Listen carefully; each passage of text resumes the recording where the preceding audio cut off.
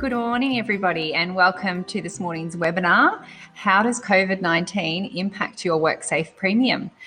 My name is Kate Mahiris. I am the Director of Regional Operations here in Health and Safety at WorkSafe, and this morning I am lucky enough to be the host of this webinar. While our program of sessions this year are virtual due to COVID-19, we still have the same aims of Health and Safety Month, and that is to keep you up to date with all the latest information and practical advice you need in your workplace. This year, our focus is on navigating through COVID-19. Our session today involves myself and two expert colleague speakers from WorkSafe Victoria. Peter McNally is the Director of Premium Insurance at WorkSafe Victoria. This is a role he's been in for more than 6 years, and Pete leads a team of more than 55 technical subject matter experts across a diverse area of stakeholder interactions. Good morning, Pete. Hi, Kate. Hi, all. Thanks, Pete. And Pete's joined by Hannah Dawes. Hannah is the Manager of Premium Policy and Technical Insurance, and her team provide assistance for all things premium related, whether it be around premiums, order questions, or queries around contractors and remuneration. Good morning, Hannah. Morning, Kate. Morning, all. Excellent. So welcome to both Peter and Hannah. What we're going to do this morning is we've structured this conversation between Hannah, Peter and myself, and we're going to outline to you the impact that COVID-19 has had on employer premiums and how WorkSafe can help you and your business understand your rights and responsibilities. If there is anything that you'd like to learn more about or you want to know the answer to, you can always visit our website or contact our advisory service. So just a few housekeeping items before we get started. If you'd like to join the social media conversation around Health and Safety Month, you can use hashtag HSMonth. And if there's any information you hear from Peter or Hannah today that you're looking for more resources about, we will provide some links to our website at the end, and you can also call our advisory service. So welcome to our viewers this morning. Let's get into it. Your work cover insurance provides cover for the cost of benefits if your workers are injured or become ill because of their work. It is a legal requirement for most Victorian employers to take out a workplace injury insurance policy. So Pete, can I start with you can you give the viewers a brief outline of how a policy and its associated premiums actually help to protect Victorian employers? Yeah, thanks, Kate. Premium is important for a number of reasons.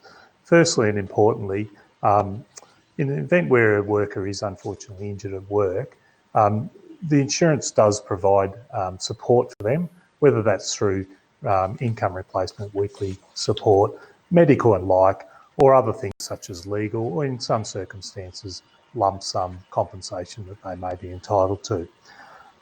So the overall premium relative to the sort of costs is quite a value product for employers.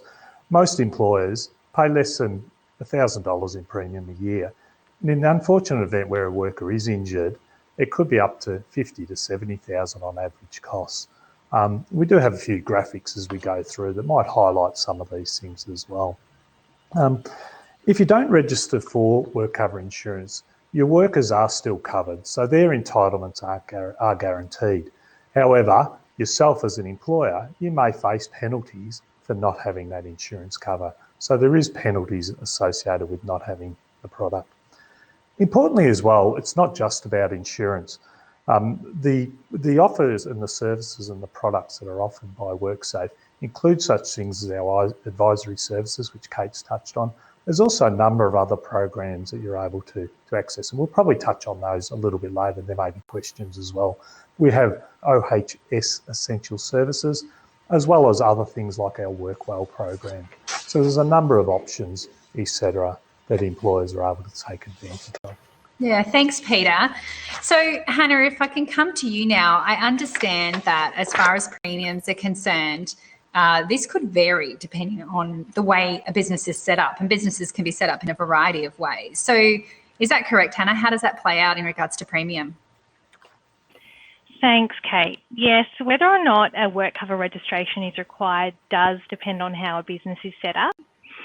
So a couple of examples that are fairly common Firstly, a proprietary limited company where directors and employers receive a salary or wages. They are covered for work cover insurance purposes, meaning there should be a work cover registration. However, if you're, for example, a sole trader or an individual in a partnership or an individual trustee of a trust that doesn't employ workers or, for example, doesn't pay wages or salaries, you're not required to have work cover insurance. So these are just two examples which do cover a lot of other situations as well, and it really highlights whether that salary or wage is being paid.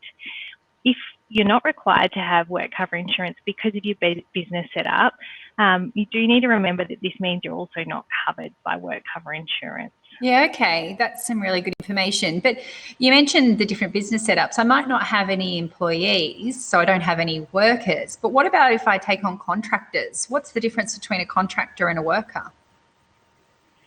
That's a really good question, Kate, and it can be quite a tricky one to work out. It is the responsibility of the employer to find out whether a contractor is considered a worker for WorkSafe. And if they are, this may impact total remuneration, which is one of the key factors that influences premium.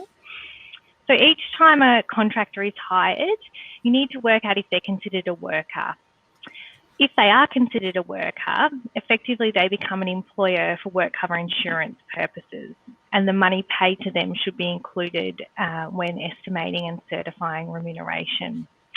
There are different factors used to consider if a contractor is considered a worker, which is where it can get a little bit tricky.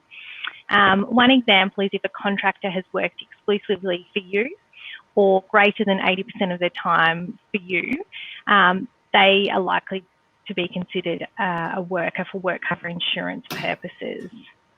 There are other signs that can be helpful when considering if a contractor is truly independent or not. These include, but they're not limited to, things like whether they provide their own tools, how much control they have over their work, and how temporary an arrangement is. As I said, this isn't an exhaustive list.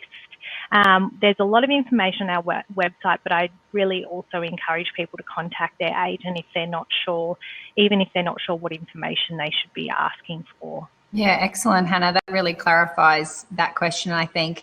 So, Peter, if I come to you now, Hannah mentioned that word remuneration of workers, and that's one of the key factors in determining a premium rate. Pete, I can imagine COVID-19 has really affected this. Can you talk through some of the impacts it's having? Yeah, you're exactly right, Kate. In this COVID environment, we're all, obviously it's a very different experience for us. And certainly from our point here at WorkSafe, our thoughts are very much with all Victorian and Victorian employers during these tough times. Under the COVID, so you touched there briefly on remuneration. The remuneration of an employer is an important part that feeds into your premium calculation. In this current environment, there's two aspects that we just wanted to sort of discuss today briefly in terms of government programs that might impact your remuneration. The first is JobKeeper payments. So on our website, again, there's quite a lot of information around this, so certainly take the opportunity to look at that. But JobKeeper payments in a broad sense are not included as rateable remuneration. So if you've accessed those particular payments to support your employees, we would, in normal circumstances, consider those as being rateable remuneration or included. So that means you can take them out. That effectively means, I guess, that your premium can be lower, reflecting those JobKeeper payments. Again, as always, there's some technical bits and pieces that go with that, and look at our website. But as a broad rule, that's sort of where the JobKeeper payments sit. The second program that the Victorian government has offered is a lot of business support fund things through Business Victoria. So people online today may well have accessed those particular programs as well.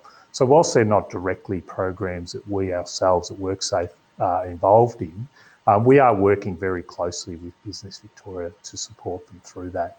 And what that means is some of those particular programs, they do require work cover insurance. So they require you to be an employing business. So again, if you've applied for those, then make sure your work cover insurance is up to date. And we're certainly working behind the scenes very closely with Business Victoria to help them in getting that support out to the Victorian community. Yeah, thanks, Pete. And on the screen, the viewers would have seen a link to our website, which we will provide at the end, where a lot of that information is, particularly about what does it mean with JobKeeper payments. But Pete, if I can just dig a bit deeper, what's COVID meaning for the net effect on premiums? What are we envisaging is going to happen in the future? Yeah, it's a good question, Kate, and it's certainly one we're getting quite a lot. You know, people are saying, well, what does it mean? And like a lot of these things with COVID at the moment, we're all still learning, we're all still assessing what does it mean for us in the future. What I can talk about briefly is what does it mean right now? And right now it has no impact on individual employers' 2021 premium, with some of the exceptions I mentioned. JobKeeper isn't included as part of your remuneration, so that should reduce the premium that's due. So there's those sort of aspects. But we are certainly very conscious of what it might mean going forward. As a scheme, we've been in a pretty strong financial position, so it gives us an opportunity to look and consider these things as we lead in, and hopefully as a community we head back towards what people refer to as COVID normal. We're heading back to a world, certainly something we'll assess, and we're keeping a very close eye on as we head towards 21, 22, and what that means from a premium. Each year we do set premium in advance of the year, so just to give people that context. So for 2021, we set a number of the parameters coming into this year. We're not looking to change any of those as we continue through this current 2021 year. As we look at 21, 22 going forward, that's when we'll need to have a look and assess what that might mean. But we're very conscious of the balance that needs to be within the broader economy.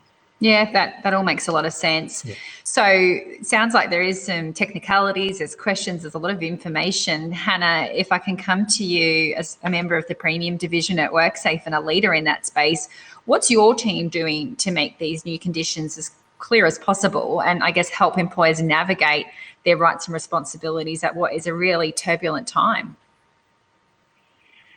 Yeah, you're right, Kate. It's a really tough time for everyone. What we've tried to do is updated our advisory service so that they can give correct information when they're getting called. The other thing that we're doing is updating our website.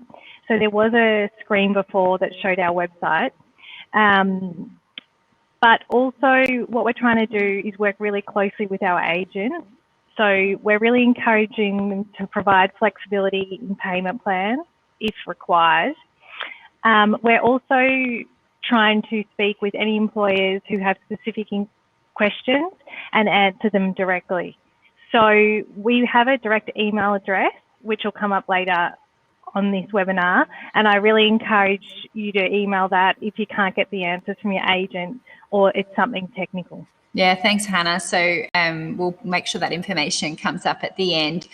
Pete, you mentioned this at the beginning of the questions around when you take out premium, sort of what does that bring? What does that offer? It's a bit like taking out insurance as a product. You get something in return. So what do employers get for their premium, Peter?